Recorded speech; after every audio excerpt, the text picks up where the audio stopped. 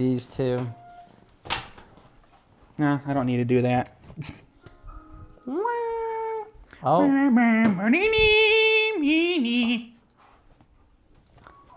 That is such relaxing music. Okay. We're live, I think. And we're recording. Which is sick.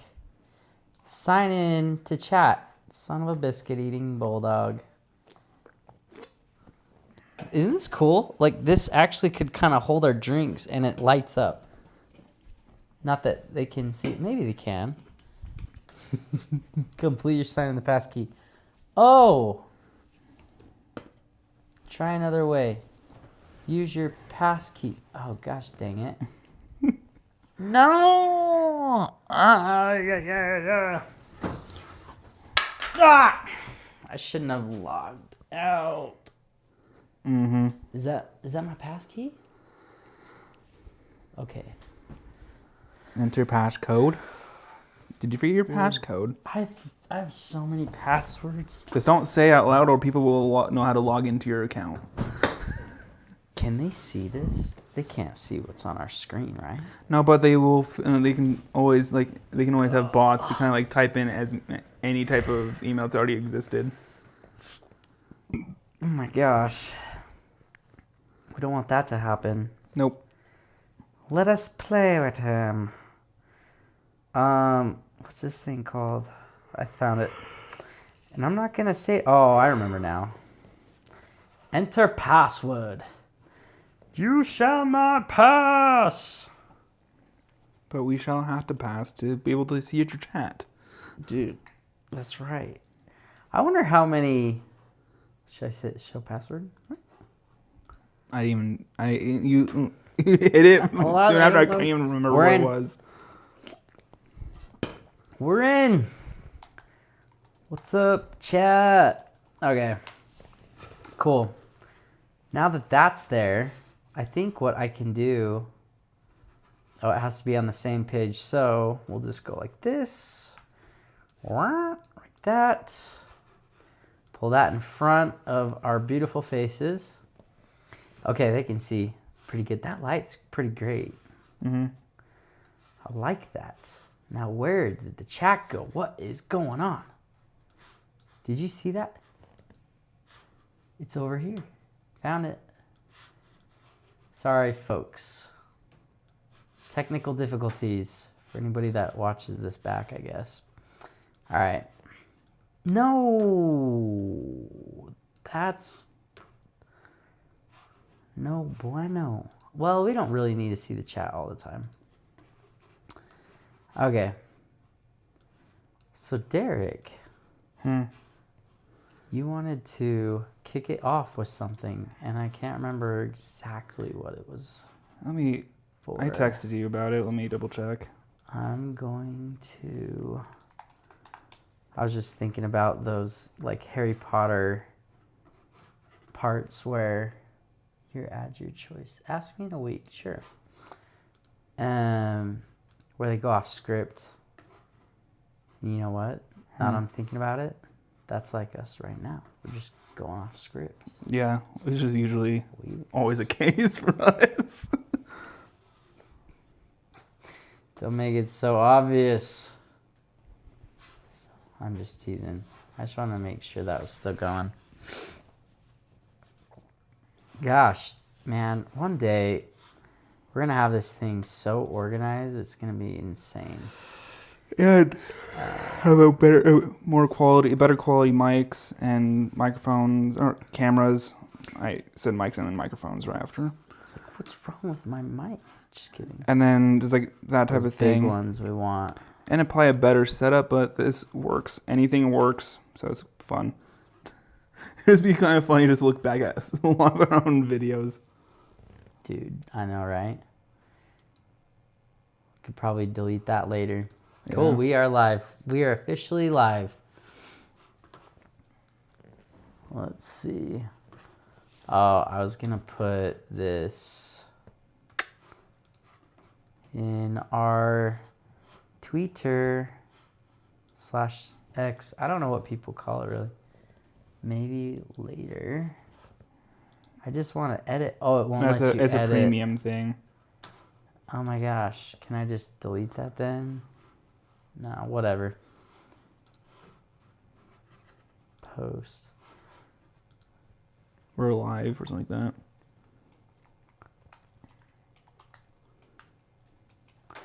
I love that. Ciao. And then we'll do it to our community tab. I think. Because this is our community tab, right? Yeah. Posts. We're live. Even though it probably tells them that. I think if they have their notifications on, then yeah, it would notify them that we're live.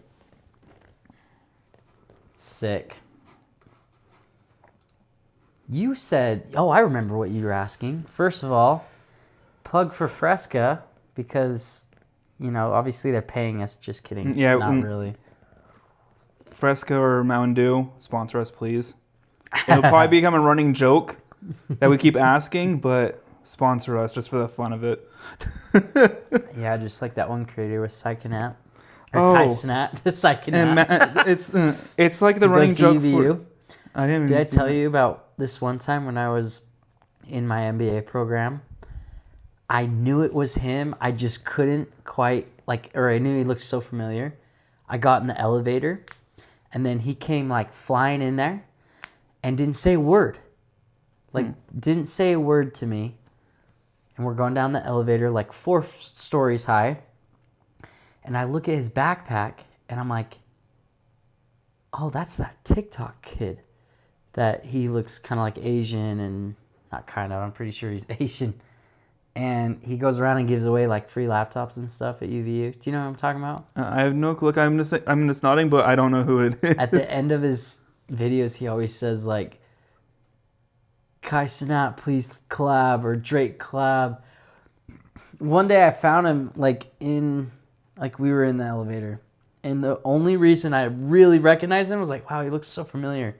Because I'd seen him on TikTok and stuff, but he had this really cool pin from TikTok on his backpack. And I'm pretty sure his backpack was branded as TikTok, and I was like, this kid, who is he? He might be a influencer or whatever. And sure enough, he was. I can't remember what his name was though, but yeah, I grew up I kind of grew up watching game theorists.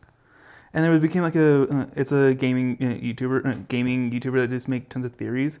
One of his running jokes was him drinking Coke, and he's like, "Please sponsor me, Coke," and they never sponsored him. It became a massive joke for a while before he got swapped out, before he stepped away from hosting. No kidding. Did he get pretty big? He got massive. He made 4 different channels, and even YouTube honored him when he retired. No way. Yeah. They made their own video of Coke Matt Pat. Never sponsored him. Nope. Not that I know of. He I may be wrong. Turned him down by the point they wanted to or something. I think they might have. I never researched it, but that's funny. What was the thing that I wanted to ask both of us? Anything interesting happened this week? Oh yeah. Well, there was a shooting apparently right by my work. Yesterday. Oh, was it on the freeway? Yeah, it was. It shut down the freeway. Yeah, I was driving to another thing when on the other side of the freeway when it happened. Not that everybody needs to know where I work during the day. Deadly Draper shooting marks Utah's 4th officer-involved critical incident this year. An officer from Riverton. Sorry, I will include this so you guys can see where this is at. Draper shooting. So, from what I understand, and I haven't read any articles yet, but from what I heard from my coworkers, and they looked it up on KSL, this link that I'm posting here, if it'll post, is that it was like a traffic stop. And the guy pulled a gun on... Why isn't that... Pasting. Look at that. We're struggling. Your whole entire screen is frozen. It just froze. Here we go.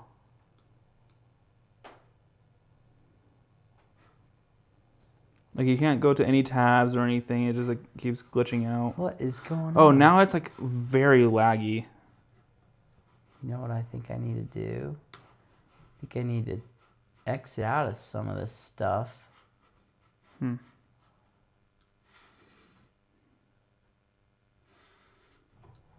We are having some major technical difficulties. Whoa, what's going on there? What just happened?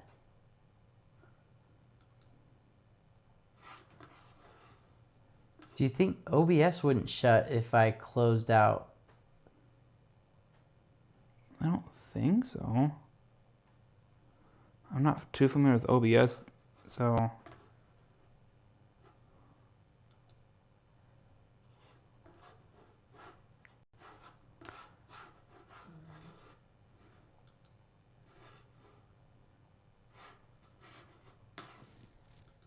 That's not good.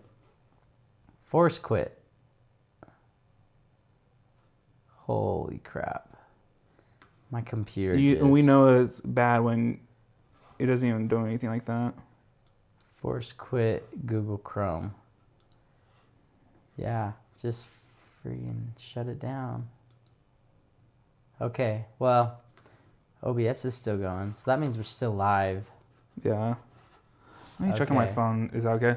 Yeah, for sure. Is that okay? No, like, I don't chat. I'm just looking at the thing to see if it's actually live or not. Looks like it's still going on. Yeah, I think it is. Here's Google.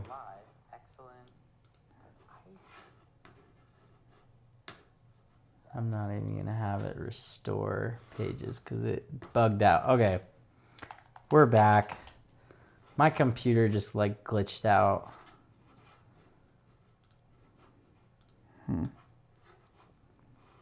I gotta go to post. Okay, so back to what I was saying. Draper shooting. Okay, we're back. My computer just like glitched out. Like, this is actually crazy. They shut down. I gotta go to post. Okay, so here's that. I wonder if that's why, because there's like a video.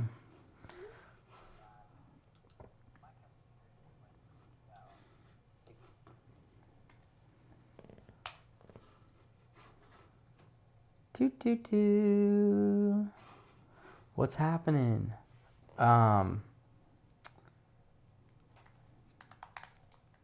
Draper shooting. Here's the article. We're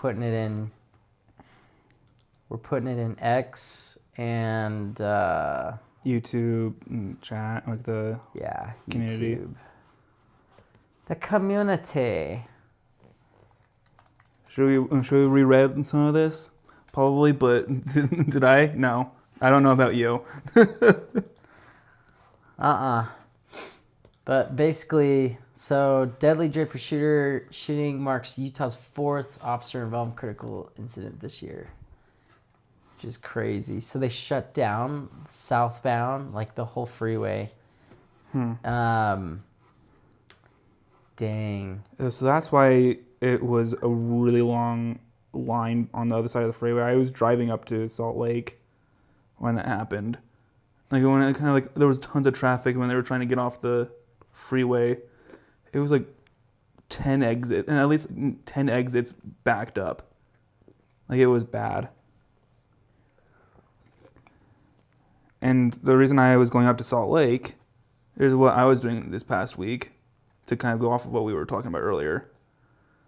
I was helping with a Christian group, like a Christian scene group called J209. They're a newer group. J209? Yeah, J209. It's mostly a musical band. Yeah, it's a musical band. Like they were just filming a music video, and like my friend, his brother-in-law was in charge of filming it. Holy cow, they look like super legit. Yeah. So we were filming the music video for one of the. So I think it's Christ's Blood or something like that. I forget what the actual song title is. They have a song named Christ's Blood. That's going to be coming out soon, but they recorded it last week, like literally a week ago. They fully recorded it, and then they were just filming the music video, at least today. At least, not today, yesterday. Today is what day is it? 11th, so it was filmed yesterday on the 10th. So were you in the music video? Yeah, I'm in the choir of it. I'm on the so if you're looking... So if you're looking at the choir, I'm on the very far right back row, like the very edge corner, usually. They have like an Facebook post or like Instagram or like X. I forget what it was. Like you can see like some of their posts and stuff. You can see like the whole of them recording like the choir and stuff. And I'm in the very corner behind one of my friends. Dude, that sounds intense. Like J209, they have tons of concert dates. Yeah, so like so they're Christ. Like they were just like filming us. Like I don't think they are. Are they like a cappella? Yeah. So they weren't really recording like our voices. I don't think so, unless they were.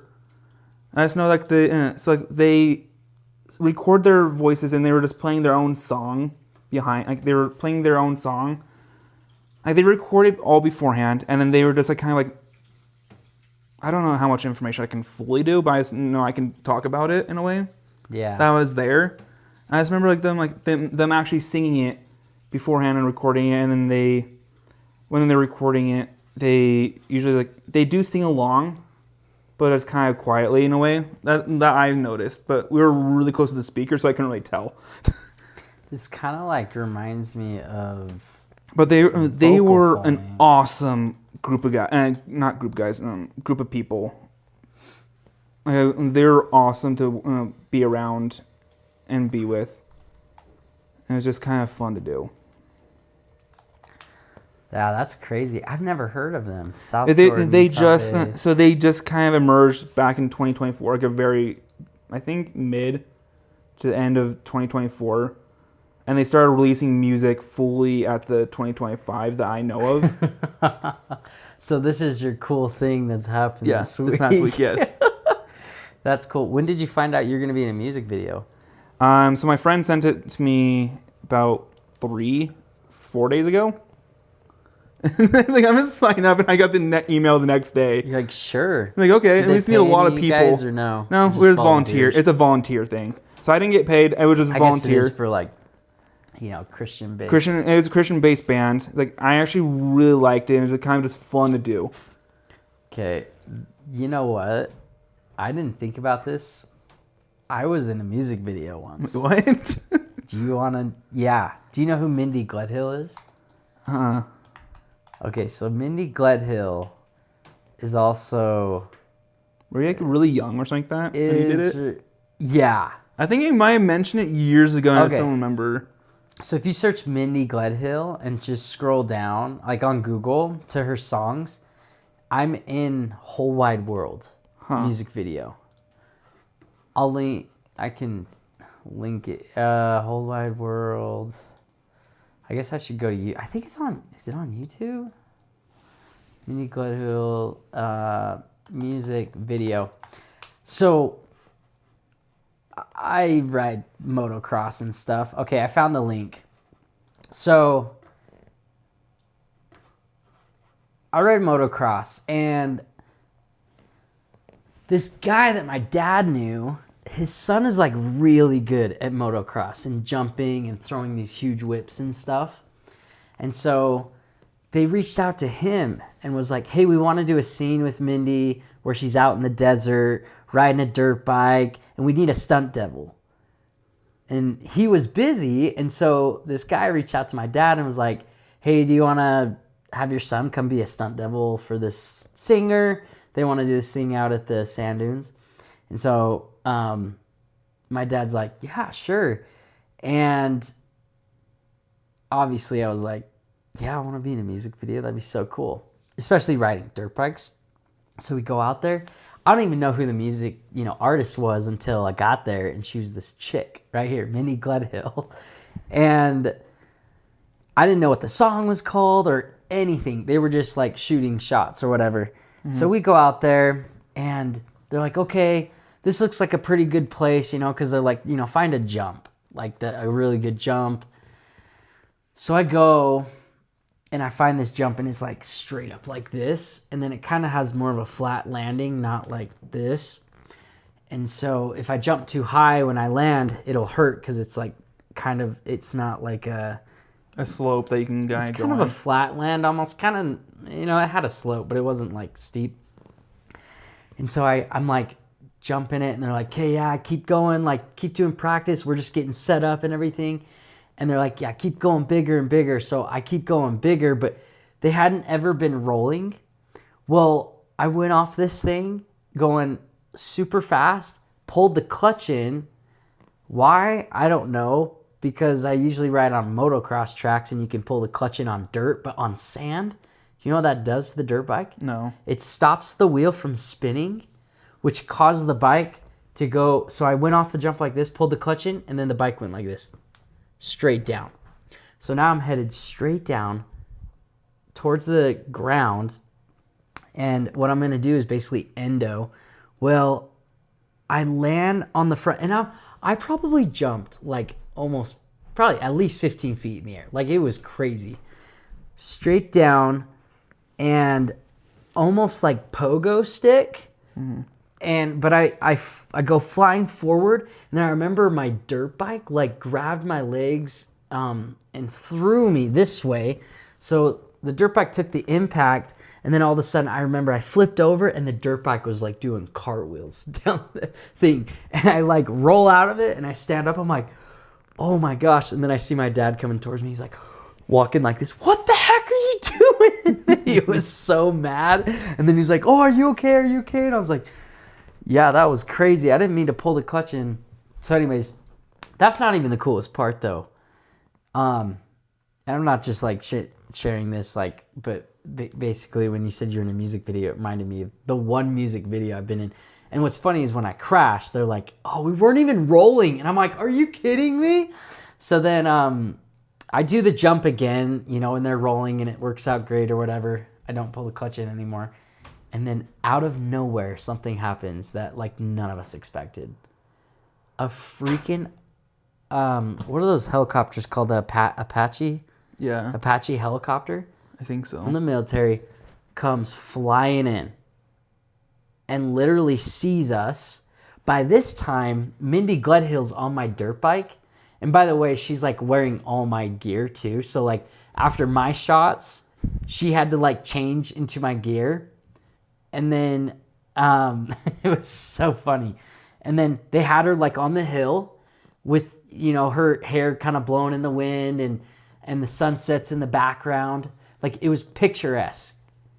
And then this Apache helicopter comes in and they start freaking out, like excited, like, oh my gosh, like no way. And the Apache helicopter guy saw that they were filming because they had big cameras and stuff. And he lowered the aircraft down to like basically be perfectly positioned behind her. Huh. And it was this epic shot. And the guys were like, this like 30-second shot would cost like 10 grand. This is crazy. Well, the next thing that happened was, so they got the shot and everything. And then the freaking guy in the military, he lands the helicopter on a dune. Imagine like, you know, those army movies that you watch where, you know, the actors come out, they're like G.I. Joe basically. He gets out and is kind of just slowly jogging towards my dad and is like, how's it going? And just says like, hey, what's up? And then goes back, jumps in the helicopter and takes off and flies away. They're just like out there doing whatever, you know? It was crazy. So if you go to this link here, I don't know why Yahoo's still my... That drives me nuts. It was so funny. Music video. Mindy Gledhill dirt bike. Stunt devil. Maybe I'll just put this. Whatever. So if you go to that music video, mm-hmm. It's kind of a weird song too. So I'm gonna fast forward it here. Something that you're not fully used to. Not at all. But check like, this out. You say it's weird music. Some people might like this music. So. Okay, I'm sure it's good. I'm gonna turn it down because I don't want it to get flagged. But this was me. Okay, so if you go to minute 153, yeah, minute 153, hit play, and you'll see me coming flying across, doing a jump.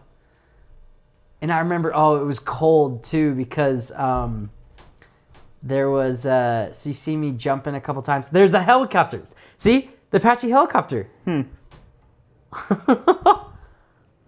then there's Mindy, I think, yeah. And the Apache helicopter gets behind her. Like, look at that thing. Isn't that crazy? It's like blowing in the wind. Which is funny because it doesn't really have anything to do with her. Oh. And this is when the guy landed it. Okay, if you go to minute 240, he lands it and the dude, look, it's like right behind her. I actually didn't ever notice that. It's kind of interesting. And then I think that's it. That's like my 3 seconds to fame right there, I guess. No one will ever know. So I was a stunt double for a chick. And knowing your own old pictures, you had no long hair then. I know, I didn't. I had no long hair. It was really something else. It was kind of funny. Oh, that's a horrible. I hate that link. I'm gonna go back to the bottom of the video real quick to see. You can do share. So at the top of the thing, so up above, right there, you can do share. Oh, that's a way better URL. Oh my golly. You're welcome for me being somewhat of a tech savvy, but I still suck at some of it. I know. That was an ugly URL. I hate Yahoo. Like, what the freak? How do I make Chrome? Make Chrome. You had to go to like your settings in your actual like computer to do it. All right, I'll do that later. Anyways, that's kind of funny. Mm-hmm. That's kind of funny. I like that you just casually went to chat and there was no one chatting. It's like, man, one day, because we can't even see like how many people are ever watching. I don't think. Who really needs to look at that? Nobody. So that's cool. What else do you want to talk about? To be honest, I don't really know. All right, so I was doing a search earlier just for fun. Basically, when I was listening to Joe Rogan, they like marijuana a lot. But I actually never knew why marijuana was like banned or illegal. Do you? It's kind of like, we actually don't need to go into that very much, but basically in 1930, this guy, let's see.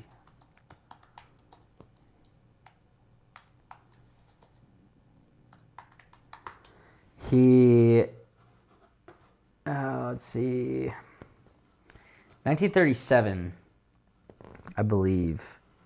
Gosh, the article that I saw earlier, it showed the name of the guy that helped basically make it illegal. They didn't even know. Well, anyways, I don't really want to go too much into that. But, I said, why did marijuana become illegal? I don't smoke or go. Obviously, we don't. Neither of us smoke or drink. Or this doesn't, or at least really. I've never had any of that or had an interest doing it. So, me either. I still don't. Like, I don't care about any of that. But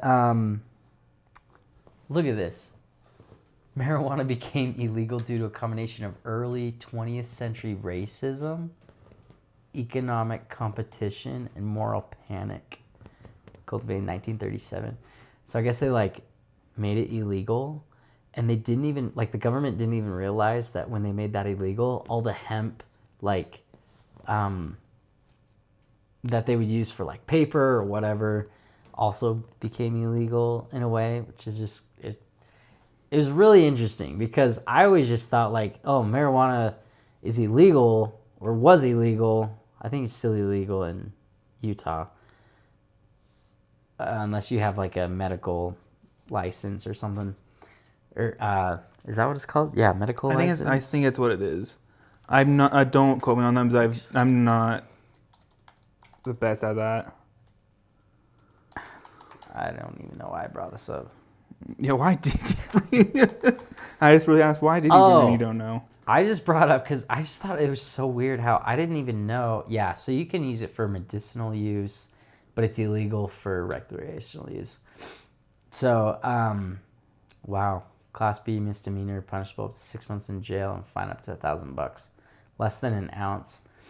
Anyways, I didn't even know why it became illegal, but so just kind of mind-blowing. Gosh, I was going to say something else because I didn't really even care to talk about that. What else was I going to say?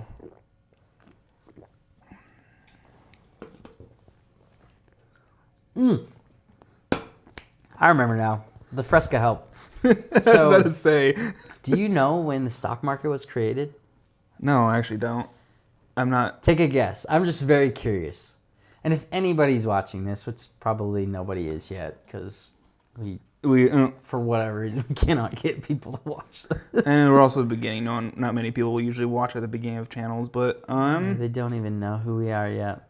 I think at least if like you had to guess, and if somebody's watching this, what year do you think the stock market was started and created? I really want to say like the 40s or the 50s. Like 1940 or 50? Yeah, 1940 or 50s. Or it might have been like the 1800s, but... It's a good guess. Well, kind of. I probably was way off on that. Was the stock market... So you said 1940s, 30s, maybe 1800s? Maybe. Like, I'm no expert at it at all, so don't quote me on anything. Okay, I don't know. This might blow your mind. So before I tell you, here I am in Texas at Vid Summit, this amazing YouTube conference. Like, I know there's like VidCon and stuff, but Vid Summit's like more for creators. So I just got to meet so many cool people, including this guy named Stock Up Larry Jones. Coolest dude ever. He looks like, I don't know how old he is. Maybe he's in his 50s, but he looks like he's in his mid-30s. Like, it's crazy. But basically, Stock Up Larry Jones, he was at this hotel after the conference. Basically, everybody goes to a hotel. They start talking, whatever. Larry's sitting there, kind of next to us, and I could tell he wanted to engage into, like, a conversation. Mm-hmm. So, like, I had my other friends over here kind of talking, and I was like, okay, come talk with us. Well, he has this really cool YouTube video where he goes into this, but he asks, like, when do you think the stock market, was created? Dude, it's the 1700s. Look at this. Oh, we actually have a chatter. You? No, not me. Oh, really? So they said the New York one was made late 1700s. Ha! There is somebody watching. Heck yeah! It's Sheepcraft 4485. You nailed it. I didn't know that. I thought it was like 1920 or something, But like, so it was created only a few years after, right here. 17, Philadelphia Stock Exchange. Okay, New York. Maybe I need to search the New York one. I swear it was way closer. I thought it was closer to like when the U.S. became a country, like with the Constitution and everything. New York stock market created or started 1792. Yeah, okay, so I don't know why I thought it was closer to 1776, but 1792 is not that far off of 1776. It was almost 20 years. Horrible at Or math. at least 18. 16 years? I'm not good at math. Dude, after the Constitution was created and the U.S., like, I don't know. That freaking blew my mind. So then Larry, Stock Up Larry, coolest dude ever. Also, you're the best.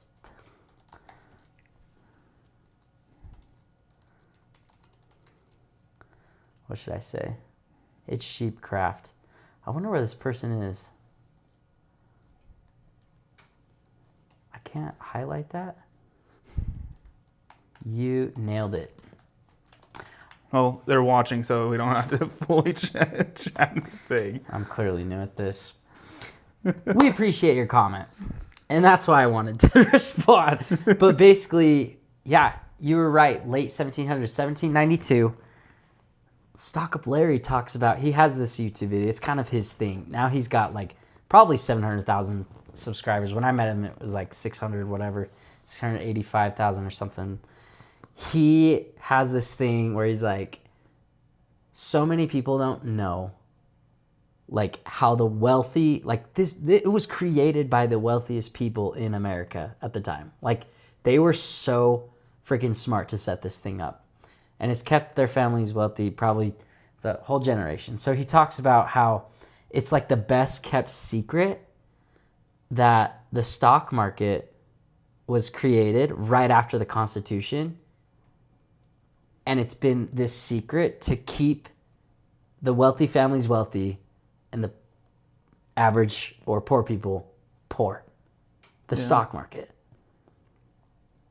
It just blows, I don't know. It just kind of blew my mind. So then he goes in and shows you how to like, here's what you need to do, start investing. You know, he goes into basics like Roth IRAs.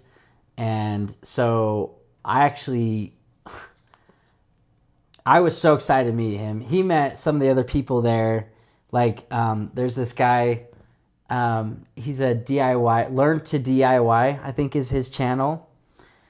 And so he's got like over 1 million subscribers, I think. And so he's doing really well. He was talking to this other guy, and I wanted to introduce Larry because I could tell Larry wanted to talk to him. So I like kind of brought Larry in the conversation and stuff. And Larry gave him his number and stuff because they got into all of this. He's like, it's literally crazy how they purposefully don't teach you this in school, like all this stuff. Mm-hmm. And so it was funny. He gave like his number, like his personal number to the guy that does Learn to DIY. And then, but he like didn't give it to me. And so I was like, I got to get this guy's number. So then I like followed him into the hotel after when he was leaving. And I was like, Larry, like, I need your help. Like, what can I do to get your number? Please, I'll do anything. And so he literally gave me his number. And then he said, you know what? I'm going to be out of town for the next like 3 weeks. Call me in like 3 weeks and then we'll talk. And so I did. And it was so funny. He's like, oh, and then before he left up in the elevator, after he gave me his number, he's like, don't you dare give this number out to anyone. And I was like, I won't, I promise. And so he went up, I called him 3 weeks later, and then he ran me through like, okay, this is what you need to do, Tyler. Start taking out, he's like, you know, how old are you? Because basically, if you don't know what compound interest is, you need to find out that right now. Because the sooner you start investing and let interest compound over time, your money will go like this, obviously. Like, that's pretty common knowledge. But what he was telling me was like, so many people, like, it's so easy to, it's really easy if you're like disciplined to become wealthy in America. And I think this is what he did because he shared me his story. He didn't start till later. Like, I think he might even be in his 60s, but he looks super young. Anyways, long story short, he's like, okay, here's what I want you to do now. Because I'm like 30, and I feel like I'm running out of time. He's like, no. You got plenty of time. What you need to do is invest weekly or at least monthly so that as the market, goes down, goes up, over time, if you just consistently invest, you can ride every wave up. I guess if that makes sense. So he's like, create a Roth IRA for you and your wife. Create one for your kids too.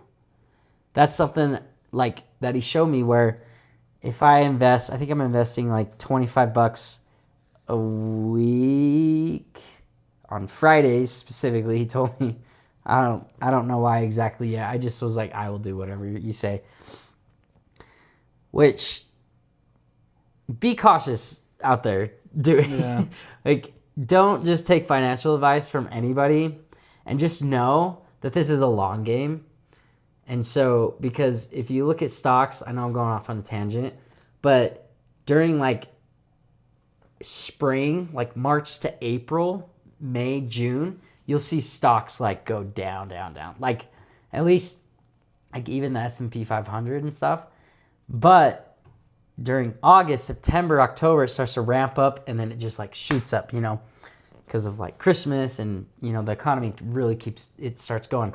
But if you continually buy, even if it's going down or even if it's going up, like, you're going to be buying in at shares that eventually, as it goes up, kind of like the housing market, you will be, long story short, instead of making like average 8%,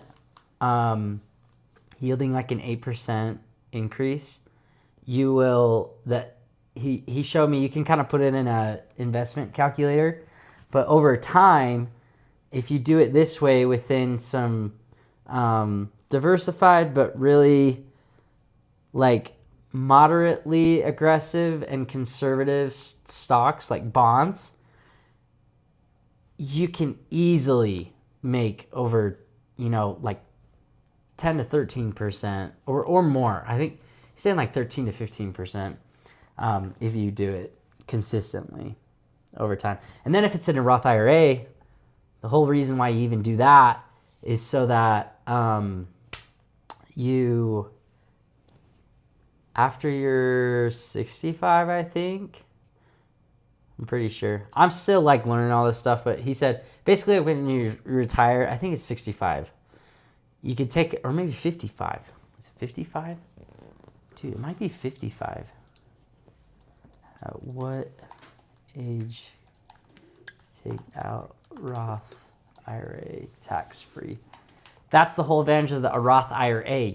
All that money that you invested and gained, I knew it. I knew it wasn't like 65. It's 59. That's so weird. 59 and a half years old. I have the account for at least 5 years. So at 59 and a half, I'll be able to take out that money tax-free. Tax-free, Derek. I don't know if that makes like total sense, but like, dude, that is insane. Yeah. Like, think about how much we're taxed today. They tax us for buying something, for making money, for selling something. Like, how crazy is that? You go to work, they tax you when you get paid. Yeah. You go to buy something, They tax you for they that. tax you.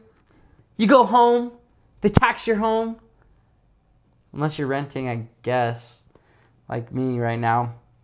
You go and sell that thing that you bought, unless you sell it on Facebook Marketplace or something. Tax you.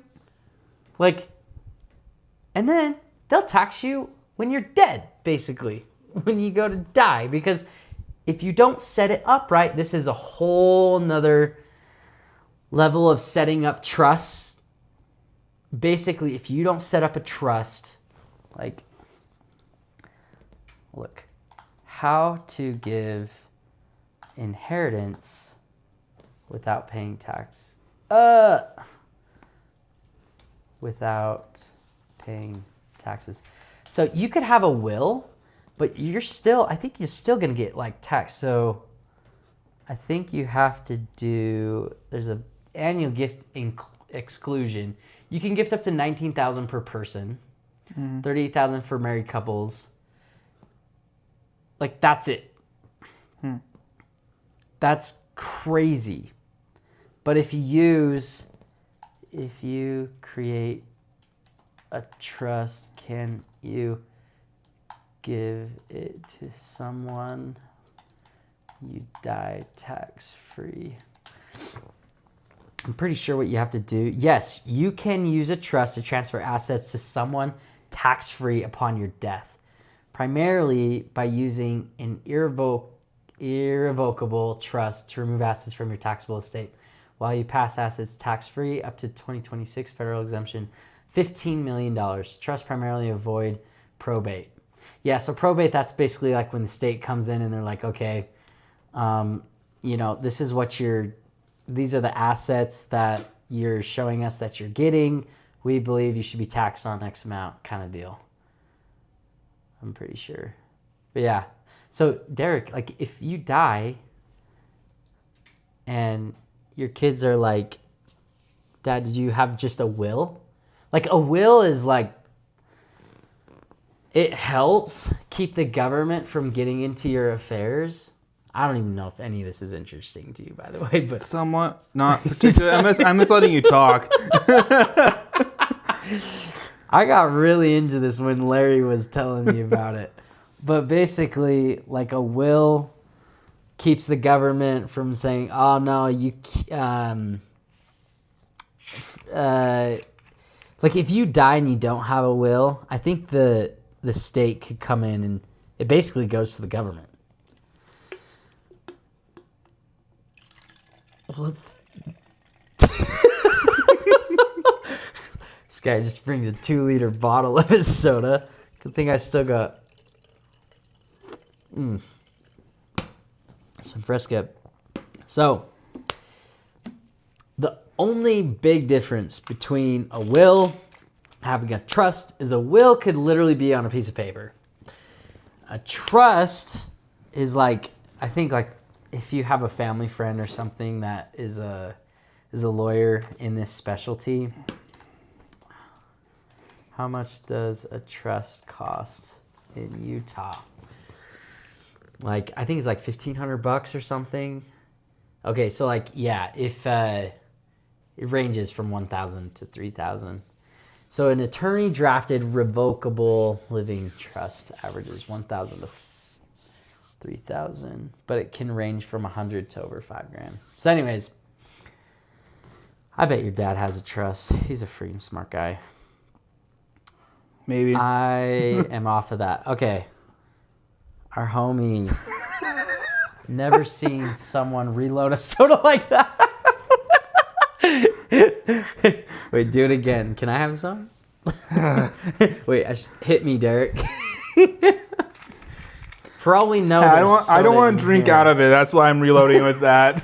Okay, funny story about this 2-liter bottle. Last time, he was supposed to just bring it out and start drinking from it. But then we just like totally forgot. And I forgot that you even brought it tonight. That's so random. And to refill it up in a can. Baja Blast mixed with peach citrus Fresca. I completely forgot that we had chatters. Like, wait. That's so funny. Hey, it's better than drinking it straight and I can't share. Just pass the 2-liter bottle right here. You need a refill. I need a refill. Okay. Gosh, that would be funny if we do a short. If we just casually just bring out 2 liters and charging it. I can't wait to rewatch this because I'm pretty sure it was like a legit reaction. I was like, wait, really? What are you doing? I'm like trying to teach you something here. Was I fully paying 100% to your conversation? No. Freaking no! Yeah, I'm being 100% you literally were just like sitting there. I mean, you were listening. I was listening, but was I 100% listening? As far Not as really. engaged, no way. That's so funny. What's your favorite soda? To our number one. The only chat that we have outside of me looking at chat on once in a while. It's Sheepcraft 4485. What's your favorite? What's your favorite soda? Or if you even drink soda. Derek likes Baja Blast out of a 2-liter bottle out of a can. And then I like to put my Fresca in the freezer. Not to like have it totally frozen, but I just love when it's like imagine you left your soda in snow. I used to do this snowboarding all the time with like Red Bull even and stuff where I'd put it in snow and leave it there for a while. And you take it out of the ice and it's like, it's not frozen, but it's like on the verge of freezing. That's how I like my soda. On the verge of freezing. But it's a risky game because if I leave it in the freezer for too long, then it starts to like obviously freeze or get like those ice chunks and then it's hard to drink. But Dr. Pepper. Dr. Pepper. That's interesting. Just to let you guys know, this was literally new at the very beginning of the stream. Yeah. I literally pulled out that when I wanted to refill this. I didn't do that earlier. Yeah, I opened it like a week ago. After our stream, I got home, opened it, and just filled up my mug. And it was like, I'm just gonna have a little bit just in the mug. Yeah, I'm weird like that in a way. So I had Mountain Dew in a mug and just drank out of that. At home? At home. So I'm just at home just drinking. Like, do I need it anymore? No. So I filled that up, so I don't have to drink out of it. So you had like 1 cup before. Yeah, and then so it used up a little bit. That's why it was not 100% full. That's so funny, and that's why you brought the can. Yeah, and that's why so I can drink that, and then I can just fill up the actual. You literally thought that through. Somewhat. That's so. Did I fully think through it? No. That's as weird as me putting my cereal without milk in a freezer. Not for long, just overnight. So that, don't look at me like that. It's not that weird. It's just a little weird, like you bringing this, and I'm like, oh, I'm gonna drink my can of soda, and then when I'm ready for a refill, I'll just. I don't want to bring in 5 different cans. And I had enough room for my 2-liter, and I had it in my hand the can. You know what? It worked. Yeah. It worked really well, and clearly it's entertaining. Never seen someone reload a soda like that.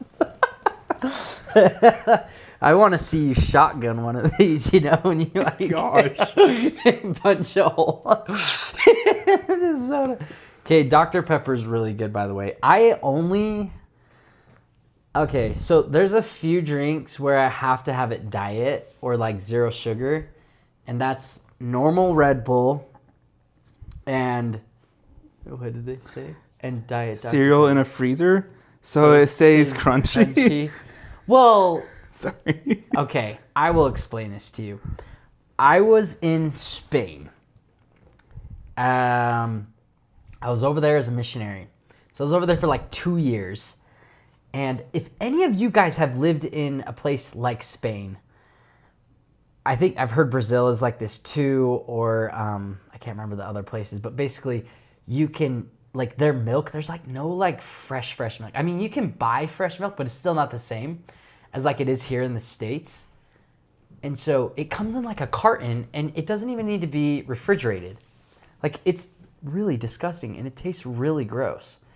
And so what I would do to avoid the really gross taste of the milk, because I still wanted cereal. The cereal's bomb over there, by the way. Like, it's called muesli. It's like this, like think of Honey Bunches of Oats packed with sugar and chocolate chunks. Like, it was so good. but I would put, and it's really hot in Spain.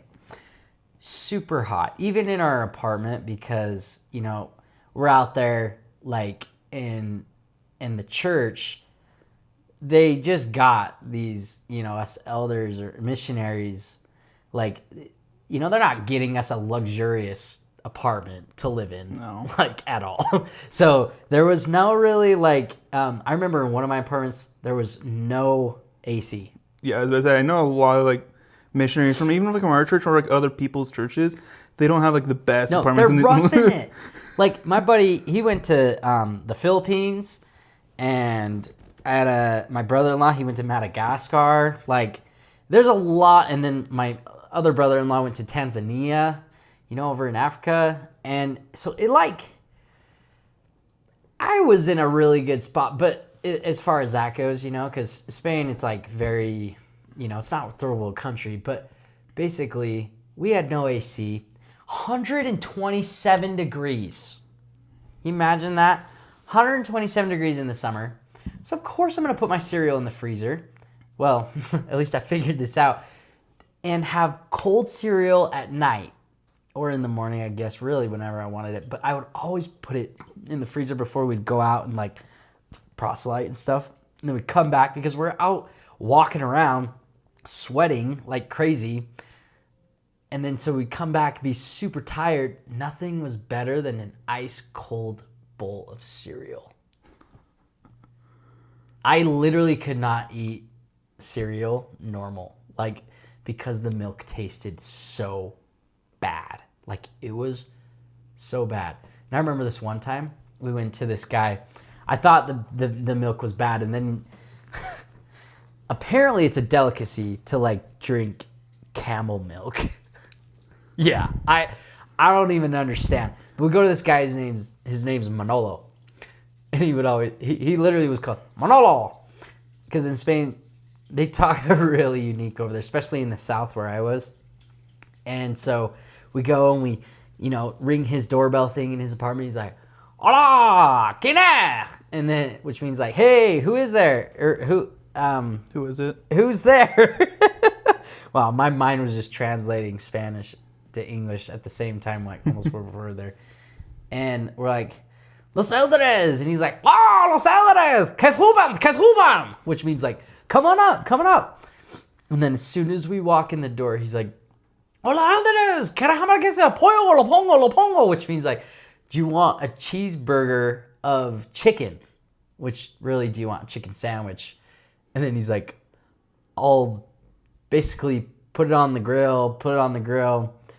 And then, so he like made us some food and then gave us this milk, and he didn't even tell us what it was. I had another person do the same thing where they wouldn't tell me what I was eating. It was cow tongue, which isn't really literally that bad. The worst thing I had was like sheep soup. Well, sheep's intestine, like the intestines, like the inside of their stomach, soup. That was bad. That was probably the worst thing I ever had. But yeah, he didn't even tell us, and then we found out it was camel milk or something like that. It was weird. Super weird. So yeah, cereal in a freezer so stays crunchy. That's funny. Hey, I was about to say, like, I know a lot of people do it. Like when you mentioned like earlier before the comment, like, and like you think I'm weird, and then like a lot of people do this. Like they pour milk before cereal. No, they don't. I know some people do that. No, they don't. There are people out there that actually pour milk before cereal. They add the Why cereal. would they do that? I don't know.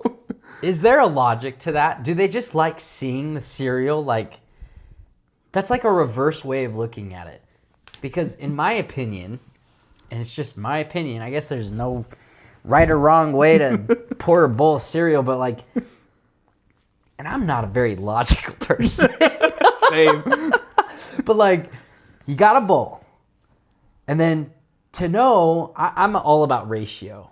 So like, I need to have more milk probably than other people to the cereal ratio. Like it can't just be half and half. That's not enough milk for me.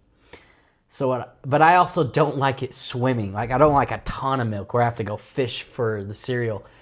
So naturally, I would think it's easiest to pour the cereal in, and then as you pour the milk, you can decide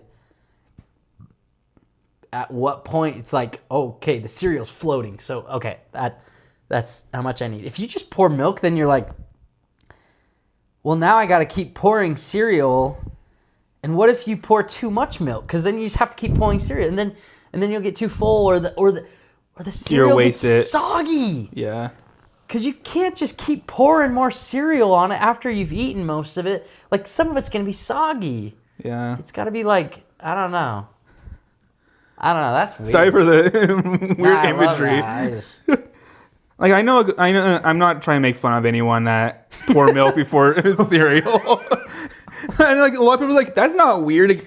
We're not. It's weird for other people. Like it's weird for other people. But it's like okay, this is just, I don't know what, like for me, like there are some things that I do that other people think that is weird. Yeah, I get that. I get that all the time. So like it's everyone has like something that they do that someone else thinks is weird. It's like a weird, like my wife. Oh man, look at that! I actually typed in 90 plus 6. That's weird. We'll just put that.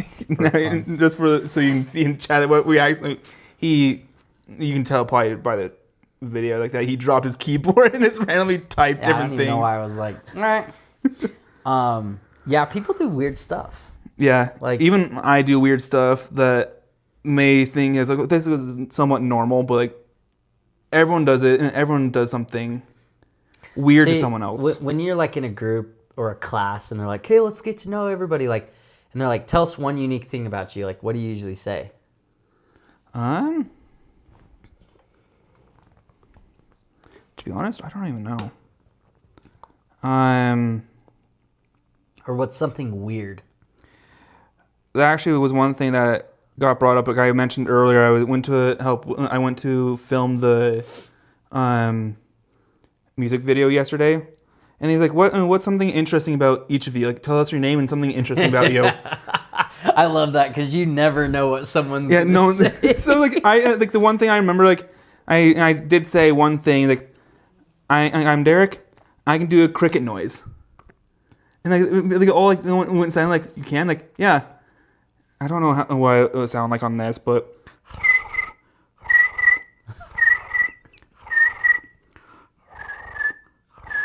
when did you learn that? I learned that I think in 5th or 6th grade. To be honest, I don't know how to teach people. Sounds pretty good. Like, I don't know how to teach people. I don't know how to teach people about it. That. I just remember one. Like, so the girl, I think it was Alyssa something, or not Alyssa. Allison, something. I don't want to dox her. Because I just know the first name was Allison. But like, so she was wearing braces. I just remember that was one of the few details. Like, she was wearing braces and she was doing like, how are you doing that? Like, oh, this is how I do it. Like, I don't remember how she explained it. But it's like this. You just had to kind of like in the back of your throat in a way, and you're like, like it kind of like it's not wiggling. It's like doing like the in the back of your throat, but not your tongue. Like, it's like doing like that type of noise in the back of your throat. That was a horrible Darth Vader impersonation. And then you whistle with that in the back of your throat. So like I'm whistling with the in the back of my throat, whatever. Yeah, that's hard. So it's like I don't know. Like, that's the only thing I kind of know how to explain it. Huh. And I say I don't know how to teach, and I said I was like, that's the only way I can kind of explain what I'm doing with it. And then like after that, I just loved doing it. I was like, okay, I'm just gonna do it. And the whole whenever like the whole entire group yesterday went silent, like, even with like the singers like crickets. And like you could hear crickets. Even like the singers like they just all went quiet, and I eventually I smiled and I started. And then all the artists like went dead silent, mostly half of them so knew exactly what direction to look, and they just all smile and best timing ever. So you actually did. I actually did it at a random quiet time. A little comedian comical bit. And one of the artists like came over to me after like we wrapped it up, and like that was probably one of the best things I've ever heard in the middle, like in between like takes and stuff, when it was all dead silent. That's funny, dude. That's funny that you turned it into a joke. Yeah. I can make the sound of crickets, and then everybody went silent. You know, like when they say, I was like, they went silent crickets. after, like they went silent, like it was like about like 10, 15 minutes.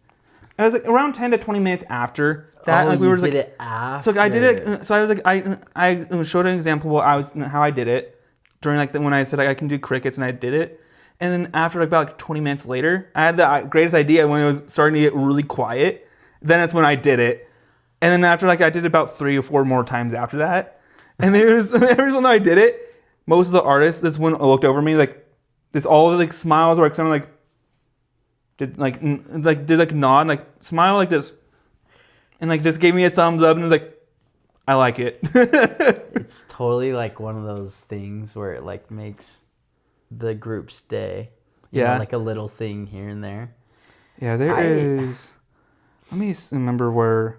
So I remember the I said like I don't remember what the name of the song was, but the song, once it gets fully released, the song will be called "Nothing But the Blood of Jesus." That's what we were filming. That sounds intense. So so that's what the song's gonna be. So it's so the band they're saying is called J209. So eventually, like they're a Christian based band. Yeah, like an archipelago group. Super new. Started in like 2024. At least they started They became a group in 2024, and they started releasing a lot of music in 2025. Yeah, that's really interesting. Oh man, I would usually tell people like, usually if they ask me what's something unique, like or funny or weird. I either do the cereal thing in the freezer, because people actually think that's kind of weird. I don't think I've ever met anybody that's done that. And then Candy Crush. You remember when Candy Crush came out? I know like for a while, like, I knew of it like for a really long time, and I never really played it. Like, dude, I downloaded like 2 or 3 times and never got into it. I figured out that game, because there's like games out there that you try and you can only get to a certain level, and then it's like, okay, they made this so hard, like there's just, I don't know if I'm gonna be able to keep playing this and beat this level, so I just stopped playing it. Mm-hmm. Candy Crush, I am convinced, I'm actually curious to know if there's some on this. I'm convinced that Candy Crush, I figured out that if I just kept playing, like you just keep trying, and I never bought anything. You know, people can buy these power-ups to keep going, you know, on the level and then pass the level, whatever. I was determined never to buy anything, because I figured out that if you just kept playing, like every day, eventually Candy Crush, the level would give you what you needed to pass the level. Mm. Like every time. So I got to level like past like 1,000, I think. Like it was, which I know there's people out there that have passed like millions or something like that. Crazy levels. Like I don't know. I was just saying a random number. Has someone beat Candy Crush?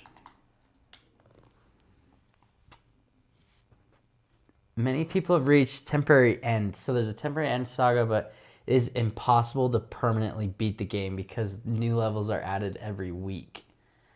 As of early 2026, the game features approximately 21,725 levels. Oh my God. Stanford University made that. That's crazy. But, at least the AI that showed it. Here's the world record. Jogendar Raj Agarwal from India. That definitely sounds like someone from India. You'd probably butchered that name, but we tried. I'm so sorry. We respect you, Candy Crush Master. He set a world record by reaching level 18,246 in March 2025. But as recent reports, as of February 2026, players have reported reaching levels as high as 21,000 and 21,065. That is interesting. 0.5% of the total player base has reached current end of map at any given time. So like 0.5% of people make it to the temporary end Candy Crush. I didn't make it. What level is that? Level is temporary end of Candy Crush. But I would literally play like basically every time I need to go to the bathroom. Now I'm scared to hold your phone. Dude, I don't play it anymore. Okay, good. Basically, like depending on who the group was, I would tell them or not tell them that detail, because after telling them like, oh, I got to level like, 1,000 whatever or 900 whatever, it's like, yeah, I need to go to the bathroom. Anyways, humans are humans. Players. Okay, the temporary end is approximately 21,725 for mobile users. That's a lot more than I thought. I guess because maybe they say that because every week they're coming out with more levels. Yeah, that's fun. Mm-hmm. Candy Crush. So yeah, it's either that or, because back in the day, like at least in general, like I feel like most people didn't make it, past 1,000 levels or something. But there's always some of those that did, I guess. 20,000. That's crazy. 20,000 levels. I wonder what that guy like. How many hours is spent to go there? How many hours he spent? Yeah. Or how much, or at least like how much money, or like whatever. I don't know Candy Crush. Yeah. How much money did he do That'd be that? interesting. How much has? Wait, how would you put that? How much money would it? Who has cost? spent the most money on Candy Crush? Did you see that Fortnite thing right there? I didn't. I saw Clash Royale, I think, or Clash of Clans. I saw Clash of Clans. That's why. Oh my gosh! So there's someone documented that involves a player who spent $2,600 in a single day on Candy Crush. $2,600. That's more than my rent. That's crazy. I want to know. Fortnite. Derek, this is for you. I don't play as much anymore. Someone made 13. Kyle? Oh, because of like Fortnite earnings.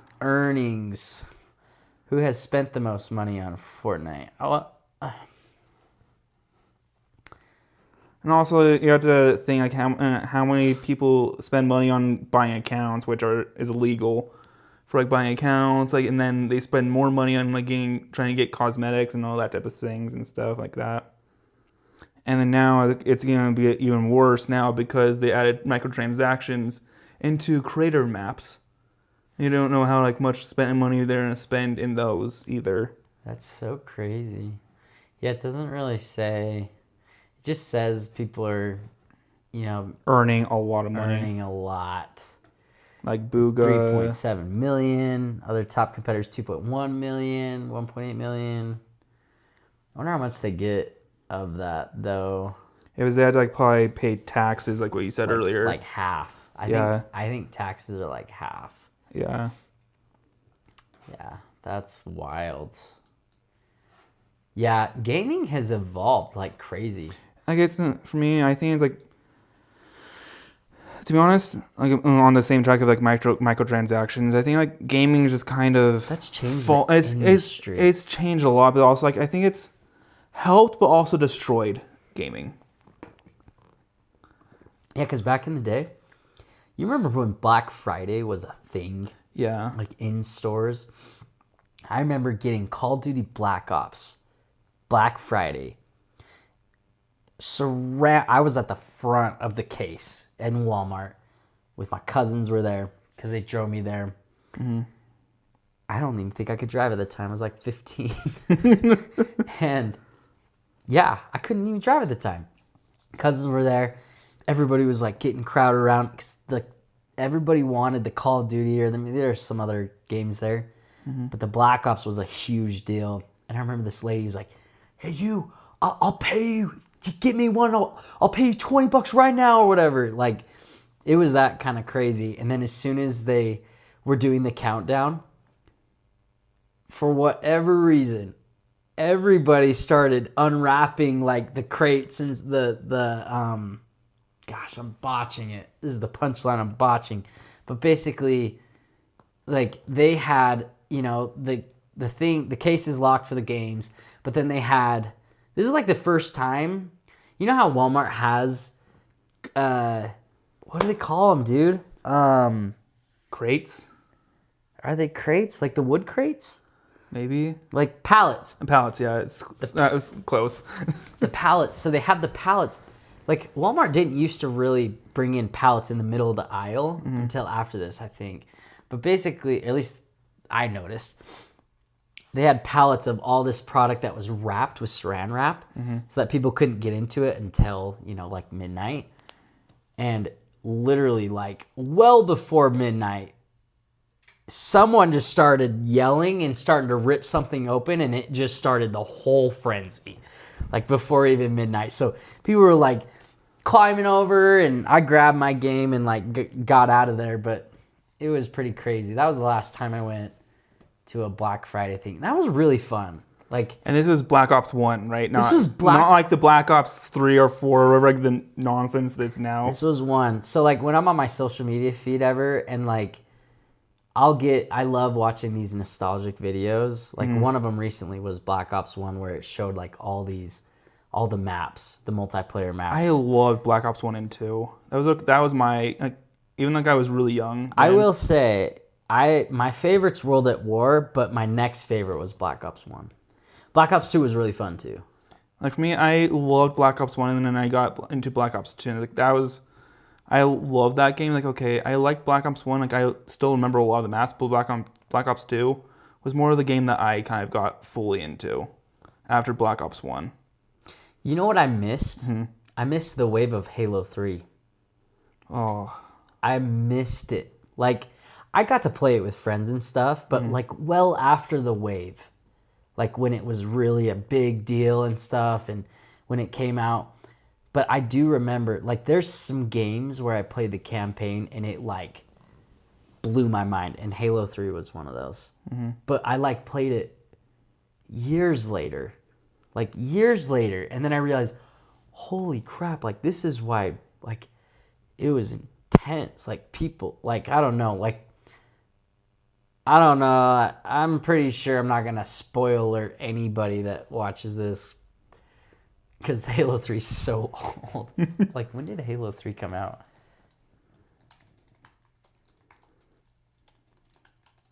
Let's see if our friend from the chat knows. Nope. Well, maybe they're here, maybe not. No, I was close. I think 2008, and then it's actually 2007. September 25th, 2007. So I don't think I played it till, like, at least 5 years later or more. And that last scene, I'll just say it, like, when you're driving that Warthog, Warthog. Is it Warthog or Warhog? Warhog or Warthog. It determines on how people say it. I think I might pronounce it wrong. It is a Warthog. That's funny. Because it makes sense as a Warhog, but Warthog. Anyways, when you're driving that Warthog, and you're like jumping over things and you're trying to escape and everything's blowing up and all these bad guys are like trying to stop you and the spaceship's like flying away basically because the world's about to, like, I think is it Halo that blows up or something? Wherever you are. I think the Halo blew up or activated, or one of the two. I think 2 is one that activated and killed all the flood.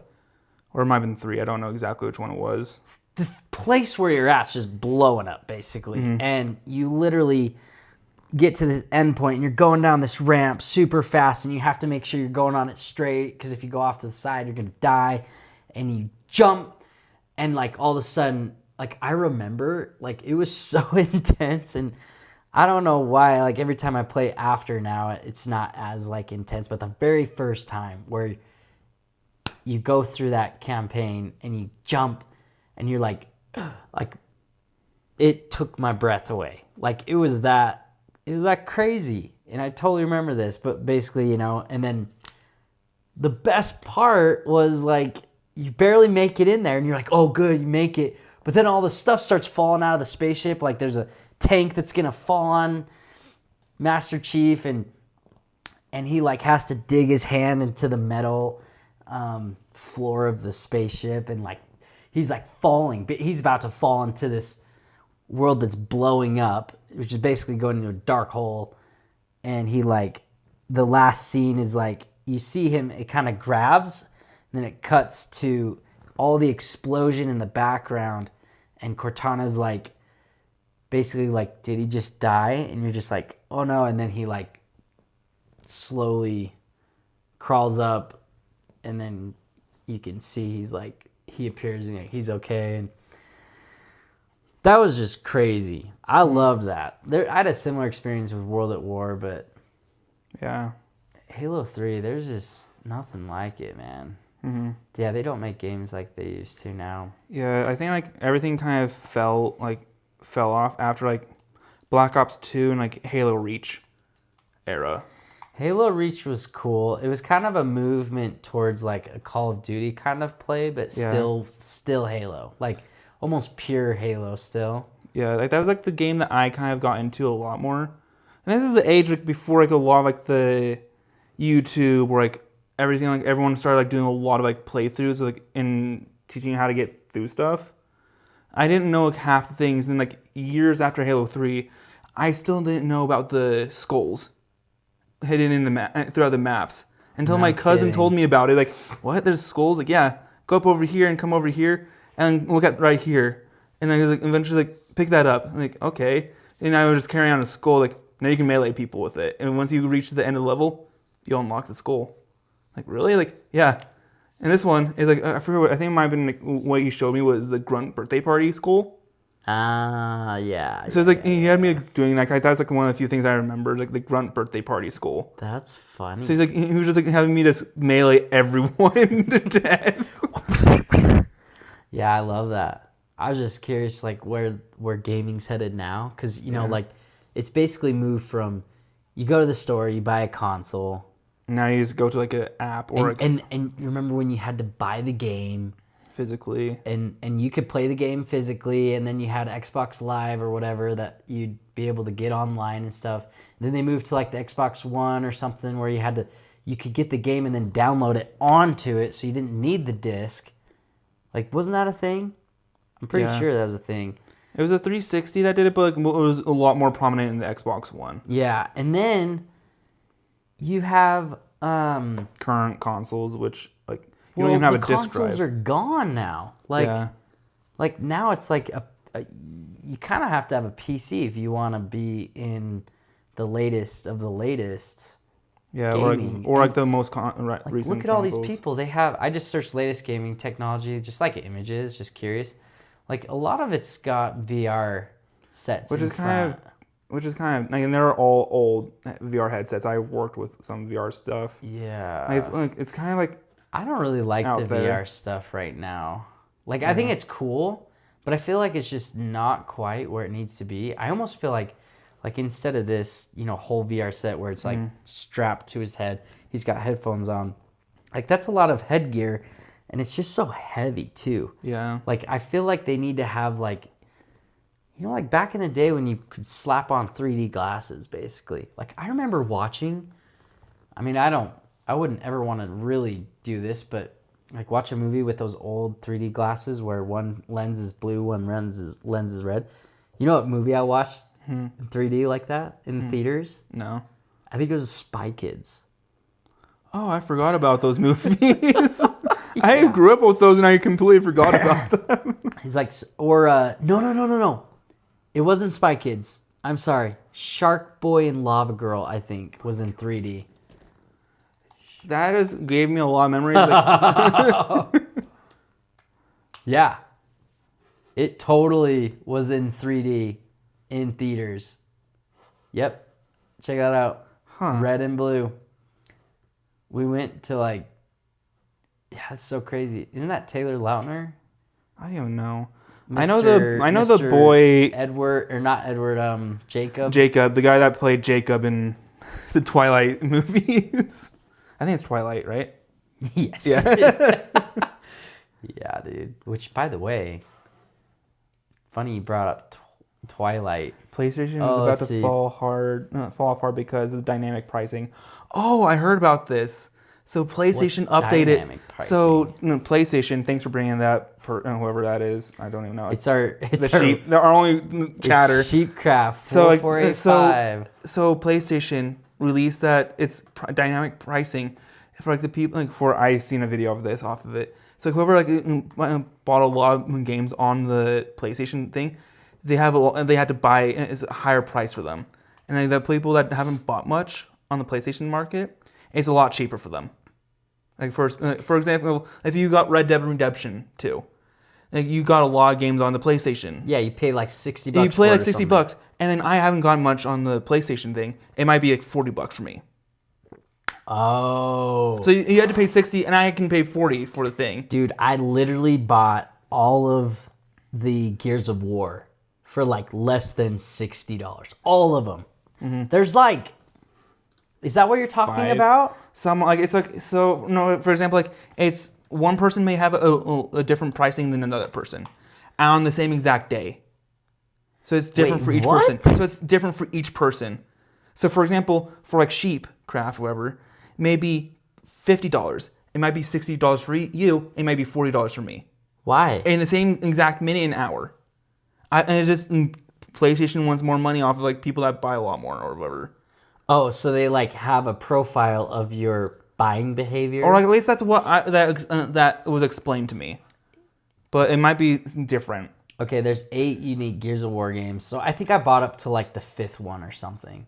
So, but really, like 5 at like $5. And you, yep, that is. Maybe some of them were $10. I don't. It basically, like we talked about, games brand new were like $60. Yeah. Like. And now you can buy those. But those are like really old games. Mm-hmm. What you're saying is like current games. Is that right? Yeah, current. Like, at least like what I was saying, like for the dynamic Red Dead Redemption. Explained. So it's like a pricing strategy? Yeah, it's a pricing strategy that might be completely different for each person. Sony reportedly, maybe our chat person is explaining. Oh, no. I think there's a delay, so like they are probably typing out when there's on the PlayStation Store, the strategy involves adjusting game prices in real time for different users based on specific data, rather than offering a single fixed price for everyone. That'll tick you off. Yep. Like that. Because like if you really want to get a certain thing, and like yes, I got like a 50% price deduction. Surge pricing. So raises prices when demand is high. So they're literally trying to like, okay, you know why they could do this, I bet? It's because of AI. Yeah. I bet that's how they do it. Because like this is like almost like dynamic pricing could change any business. I mean, that's exactly what every business wants. They want to be able to charge the highest price when there's the highest demand and charge the lowest price when there's the lowest demand. Mm-hmm. Like, I never would have fathomed. Here, let's see, what did he say? This dynamic price stuff is why I'm done with PlayStation after the Wolverine game gets released. You know what? That's honestly fair. I hate PlayStation. Okay, I take that back as far as like they release good games. Just like I can't say I hate them. I never actually had a like PlayStation console. You're always an my Xbox brother-in-law person. has one. He's because of what? You're an Xbox person. I'm an Xbox person. It's like Apple and which Windows. Honestly, all this stuff is meaningless. It doesn't even matter. We all like games. I'm just upset that like to have Halo, you had to have Xbox back in the day. Which, by the way, I think PlayStation bought Halo. No, so they didn't buy it. So they Microsoft just bought licensing. So Microsoft is becoming more of like a third-party type of company. That's at least like what I suspected. So they actually are releasing it also on PlayStation. So the Halo Combat Evolved is gonna be called Halo Campaign Evolved, and they were also releasing it on the PlayStation 5. So that's Okay. So that's kind of cool. See, I'd love that. I just didn't like how I could play only certain games on Xbox and only certain games on PlayStation. Like PlayStation, I don't think back in the day you could play Could you play Call of Duty on PlayStation? Yeah. So the one thing like for Call of Duty, Xbox owned Call of Duty. Like Microsoft, or at least Because Activision. PlayStation created Battlefield, right? Yeah, so Battlefield. So was Microsoft like, owned the Call of Duty. My brain was blinking out for a second, but so Xbox got like the DLCs and like other things like the game, packs. the map packs a month early, or at least like a week or two early, before PlayStation or the PC got it. And there was no crossplay back then too, which so, like they got it early and all that type of stuff. Crossplay. Like, I love playing with my Xbox controller, but like when you're going up against someone who's on a keyboard and a mouse, like you're done for. Yeah, but like I think like they recently like a lot of the companies like they have different pools, like pools meaning like players in like a specific area. So they have like in general a lot of games have like two different pools. One pool being the console pool, and the other pool being PC, or like the people that have mouse and keyboard.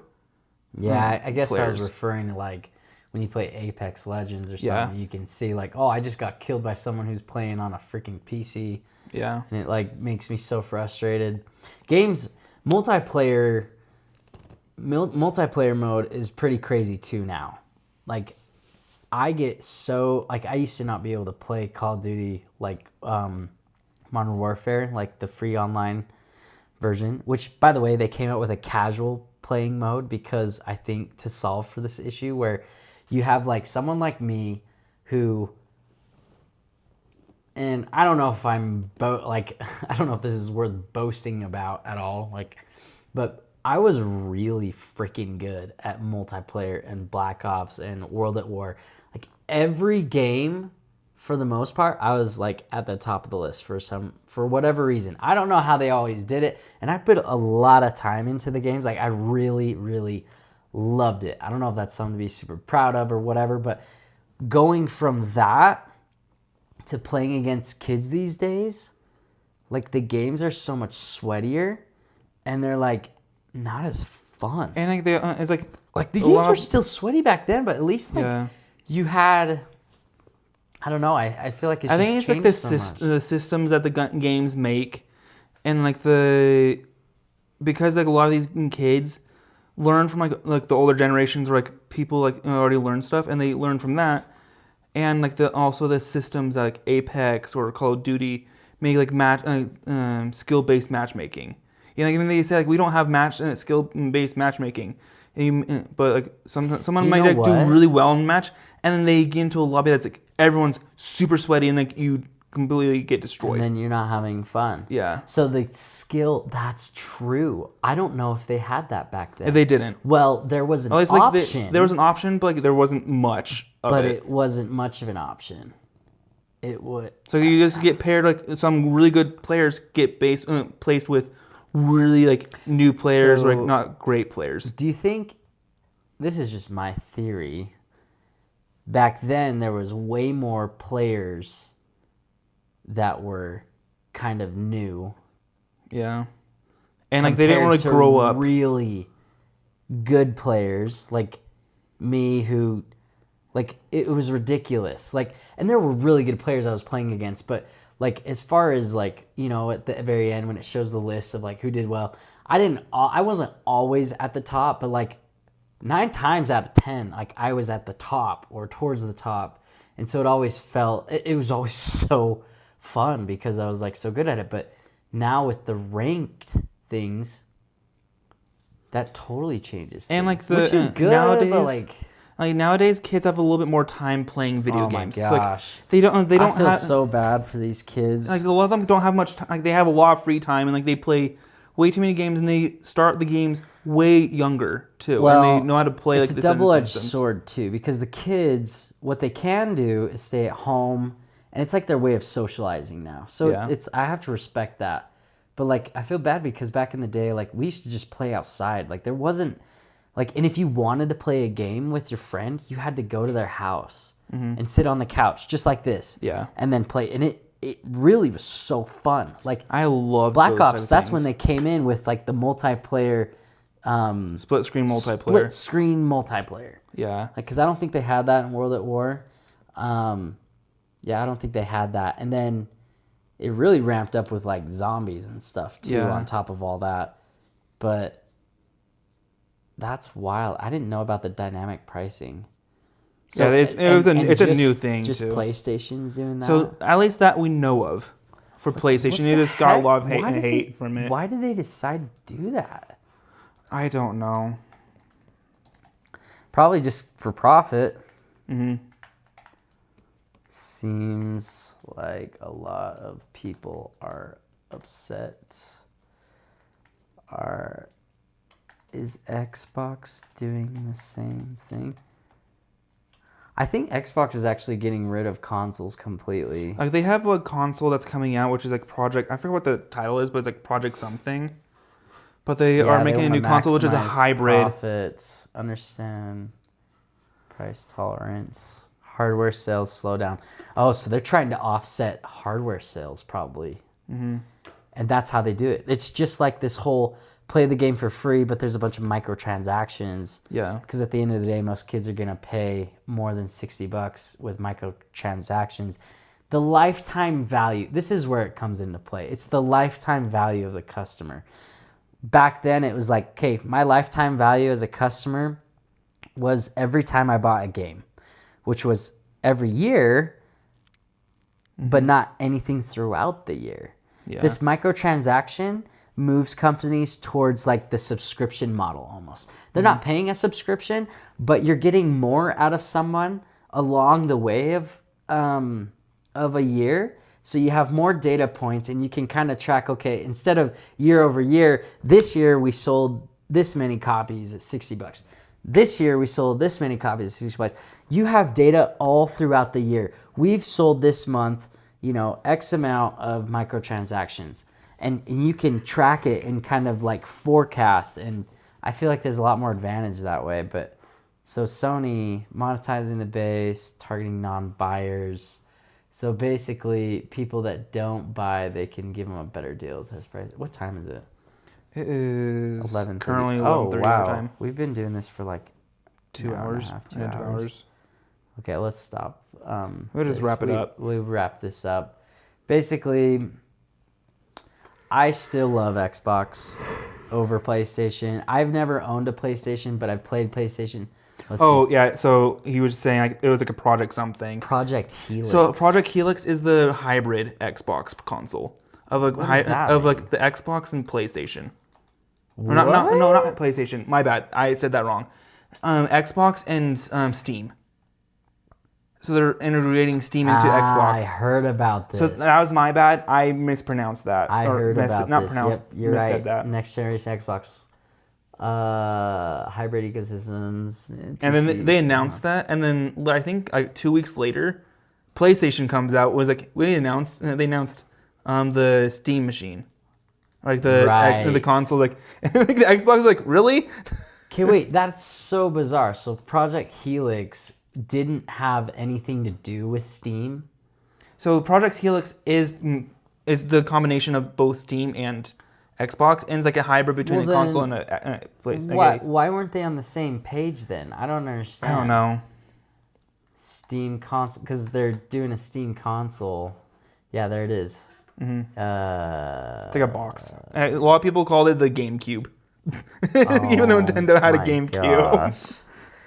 That's so funny. The Steam machine. Yes. So like a lot of people just call it the GameCube. It kind of looks like a mix, like the controller looks like a mix between Xbox and PlayStation. Mm-hmm. Project Helix. Yeah, thanks for putting that in the chat. I think it's crazy. I think it's crazy that Steam's coming out with a console. when everybody's phasing out of consoles. Yeah. Like, what are they thinking? Like, well, maybe a lot it's of people, maybe a lot it's of people already have like a lot of games on Steam, and they want to like have like a play games with a controller instead of like having to like use a laptop Yeah, or so computer. where the Steam Machine, or I'm just gonna call it the game, like the GameCube 2.0. Like they can, that's a lot more easy to travel with. So you think it's because, well, Steam probably has more of They have the Steam Deck, which is like the handheld equivalent to the Switch. I didn't even know they had that. So it's like equivalent right to the Switch, but like the box is like more of a hybrid console, like between a PC and a console. Why are they coming out with a console? That is so funny. Let's see what AI to bring the power, massive library of PC gaming. You're right, into a living room. But it's just like so crazy to me that. What about Project Helix?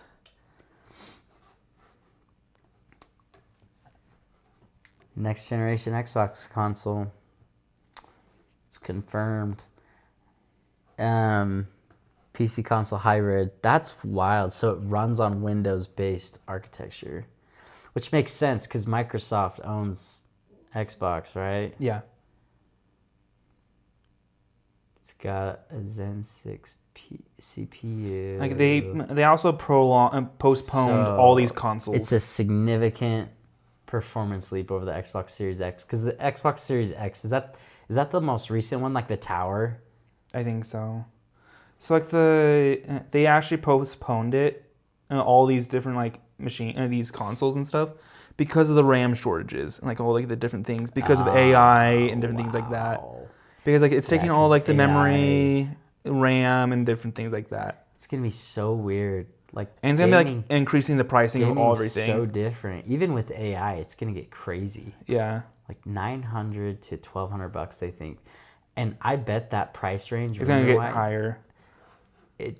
You think so? It might get higher because of AI and all that different things. And because of the chips and stuff. The chips, the RAM, and everything. It just has some shortages and different things like that. That dynamic pricing's crazy, though.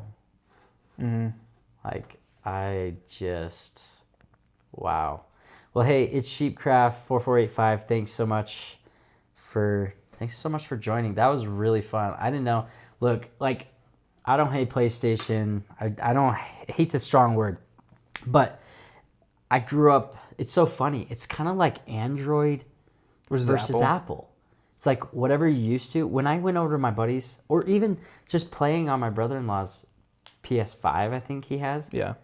The controller for the PlayStation is so foreign to me. Like, so much more foreign than when I went from Xbox to, we got a Switch, and I got the Pro controller. Mm-hmm. Then my dog chewed it up, so the Husky we have. The layout is like super similar, and then the PlayStation is different. So much like the Xbox controller that I was like, and it actually felt kind of nice, like a newer version of it. And I was like, oh, I just kind of like, because it was a little smaller. I've got kind of big hands, but it was kind of nice that it was a little quaint. But like, my hands are so used to the Xbox controller. Mm-hmm. Like, I can't even, like, I did used to play, okay, like the old school PlayStation, the PlayStation 2 controllers. I had a PlayStation 2. Mm-hmm. That was one of the coolest consoles that ever came out, because I had the slim one, the tiny one. You could play like Rock Band and Guitar Hero. MX Unleashed was still like one of the best games ever made, that motorcycle game. I love that game. Like, I mean, of course, like, who wouldn't? You could drive dirt bikes, dune buggies, all kinds of stuff. But that controller felt more natural than the latest PlayStation controller to me. Yeah. Like going from Xbox, and the Xbox, I've always been drawn to, Call of Duty, Halo, definitely liked. But you know what, though? It all started with my buddy Matt Horsley. When we became really good friends, big Polynesian dude. And I'm like this small white kid, but I learned dude, these guys, when we would go out to eat, it was so fun because we would order so much food, and I learned how to I just could pack it away. I actually had, this is so random and off topic, but I had waffles. I grew up in a household where, bless my mom, she really helped us be as healthy as possible, almost like she never put butter on our toast. and or our waffles or pancakes. And so I go over to Matt's house, and his mom brings out these waffles and puts butter on them, and then they put peanut butter on them, and then syrup. And I was like, this is amazing.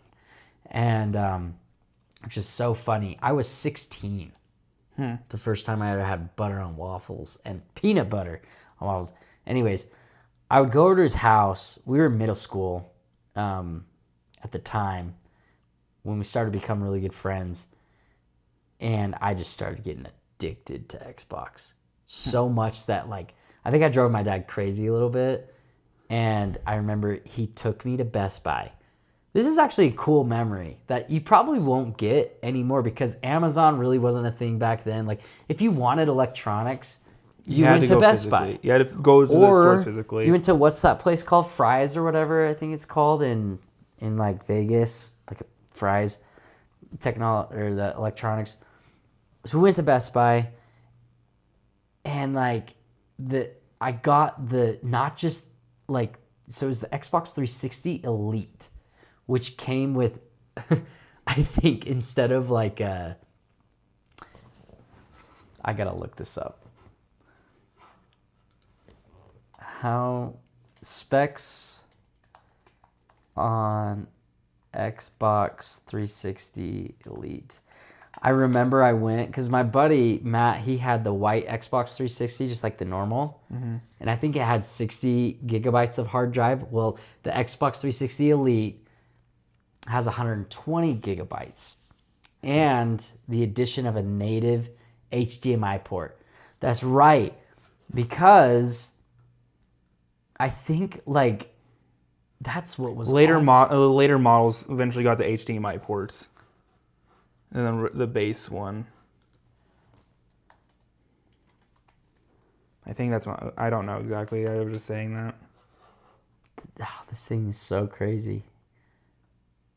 So I remember we got the Xbox 360S too, but the Xbox 360 Elite came in black.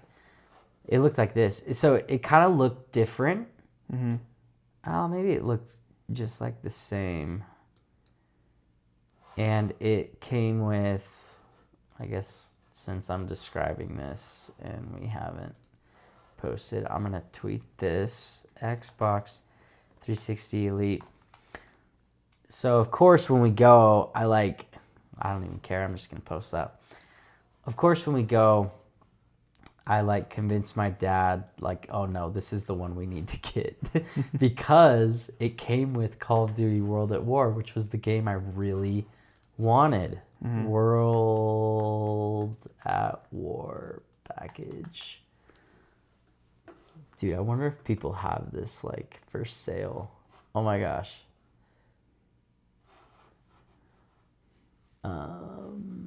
Maybe I have to put Call of Duty. There's Modern Warfare 2. Scroll down maybe a little bit.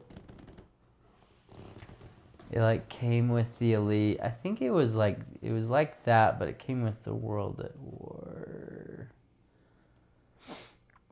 Gosh, the World at War game was yeah, maybe I need to go back to this other page. Call of Duty World at War Limited Collection. That's what the box looked like right there. I don't know. It was just kind of funny. Oh, look at this one. This one's been unopened. I wonder how much this is going for. $750 for an unopened one. Oh my gosh. So it's not even the console. What we're looking at is... It's just a pic of the unopened case of 360 Call of World at War. I'll post it. Hopefully it doesn't get deleted in the future. How is this worth $750? Okay, I just posted that to our Twitter, X, And post for our YouTube. And YouTube. Dude, yeah, I'm telling you, like, there was just no... I can't believe someone, like, who would pay that much for the game when there's not even, like, extras on it and stuff. It's just, like, in a... Oh, do you think that was their case they put on there? Like, the protective case? It looks like it was graded, so that's probably why it's a little bit higher up. What does that mean? So like they graded so it's like 9.96 grading it out of 10, which is like almost a perfect condition. I see. So like the actual condition. Actual condition of it with the original wrapping and all that. Like okay, it's almost perfect on it, and it's like okay, that makes more sense now. I didn't know about that. That's interesting. They do that to a lot of like Pokemon cards or like different like trading cards or different things like that. Yeah. Is that the same? This must be the same one. Yeah, $750. $750. Well, anyways, we'll end on that. Thanks for watching. And thanks for joining in the chat. Yeah, that was really fun. I love hearing your thoughts. Kind of adds to the conversation. That was a really fun section. We should talk about gaming more often. Not everyone, and sometimes people are just gonna get shut off by that, but it's like it's fun. It makes us talk a little bit. It was nostalgic. It makes me want to play those games. Like sometimes I'll play them just for fun, like the campaigns and stuff. Mm-hmm. All right. Well, I think that concludes it. You want to give me a refill? Yep. Hit me. In which way? You want me to punch you or? Okay, that's good. I just needed a little...